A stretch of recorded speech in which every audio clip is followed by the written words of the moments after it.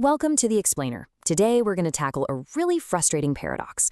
Why do even the best ideas, the most brilliant technological breakthroughs, sometimes fail spectacularly the moment they hit the market? It's a challenge that keeps innovators up at night. And today we're going to run the strategic gauntlet every new product faces to understand why. We're going to break this down into 4 parts. First, we'll face that psychological wall of resistance every new idea runs into. Then, we're going to redefine what success actually looks like. After that, we'll dig into the high-stakes choice of being the first one out of the gate.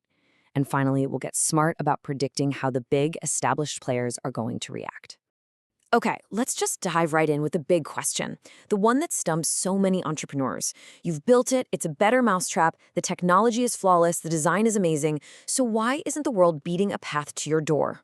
Well, the answer often has less to do with technology and more to do with strategy and, human psychology. And to get this, we actually have to go all the way back to the 1920s.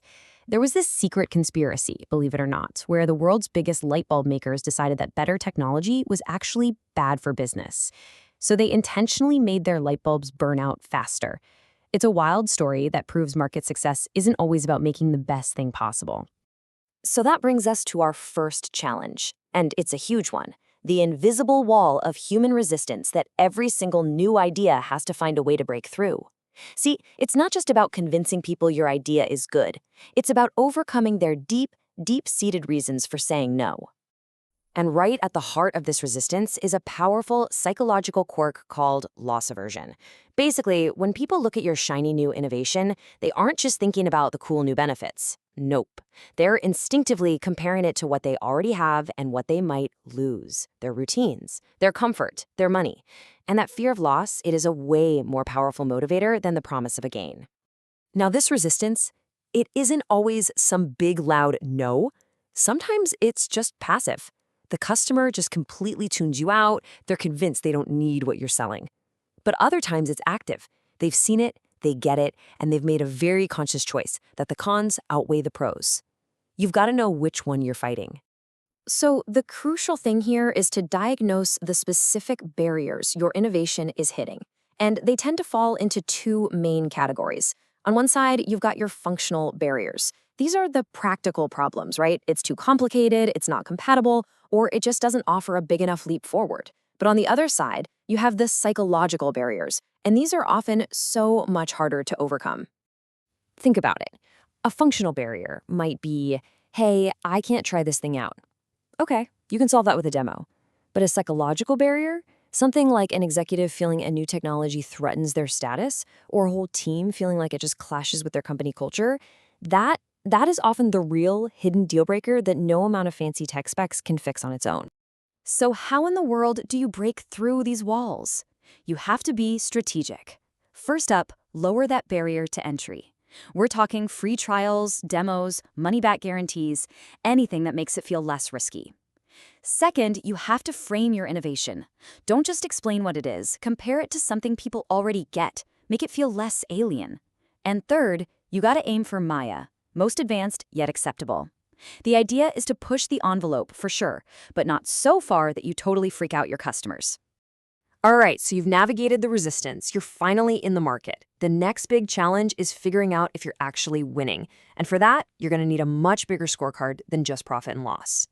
See, true success is way more than just making money.